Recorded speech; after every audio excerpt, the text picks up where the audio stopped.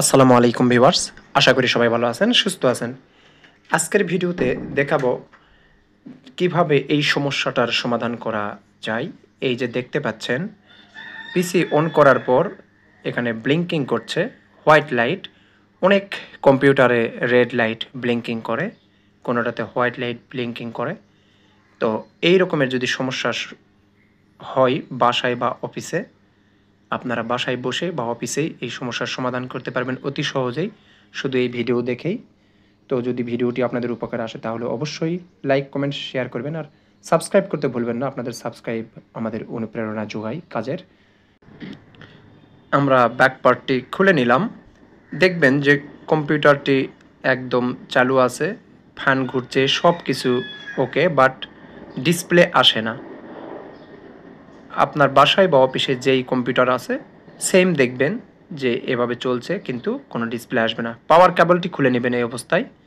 পাওয়ার কেবলটা খুলে নেওয়ার সাথে সাথে কম্পিউটারটি বন্ধ হয়ে যাবে এবং আপনি র্যাম রিমুভ করবেন। যদি দুইটা থাকে দুইটা, একটা থাকে একটা, এগুলো খুলে ব্রাশ বা যদি কাপড় থাকে তাহলে কাপড় দিয়ে সুন্দর করে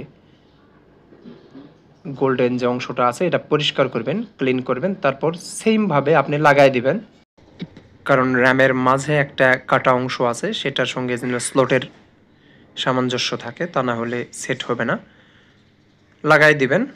যদি দুইটা থাকে দুইটা খুলে লাগাবেন, তারপর চালু করবেন। আমার এখানে দুইটা ছিল, দুইটাই ক্লিন করলাম। ক্লিন করে আমি লাগাচ্ছি। যদি একটা থাকে একটা করবেন, এবং যদি দুইটা লাগানোর পরেও যদি না আসে ডিসপ্লে, তাহলে একটা খুলে রেখে আর একটা রেখে আপনার চালু করবেন। পরবর্তীতে ওটা দেখবেন যে ওটা যদি চালু হয় তাহলে ওই র্যামটা ঠিক আছে। তার বাকি যেটা ছিল সেটাও সেমভাবে অন্য একটা স্লটে লাগিয়ে চেক করবেন। যদি একটা র্যাম নষ্ট হয় সেই ক্ষেত্রেও এরকম হয়। এইভাবে দুইটি র্যামই চেক করবেন, যে যদি কোনো র্যাম নষ্ট থাকে সেই ক্ষেত্রেও এমন আসবে, র্যামটি আপনারা বাদ দিয়ে দিবেন সেই ক্ষেত্রে। তারপর আমার লাগানো শেষ, আমি পাওয়ার বাটনে প্রেস করলাম এবং দেখব ডিসপ্লে আসে কিনা। ডিসপ্লে এসেছে। তো আশা করি ভিডিওটি আপনাদের উপকারে আসবে। ভালো লাগলে অবশ্যই লাইক, কমেন্ট, শেয়ার করবেন আর সাবস্ক্রাইব করতে সাথে থাকবেন, ভুলবেন না সাবস্ক্রাইব করতে।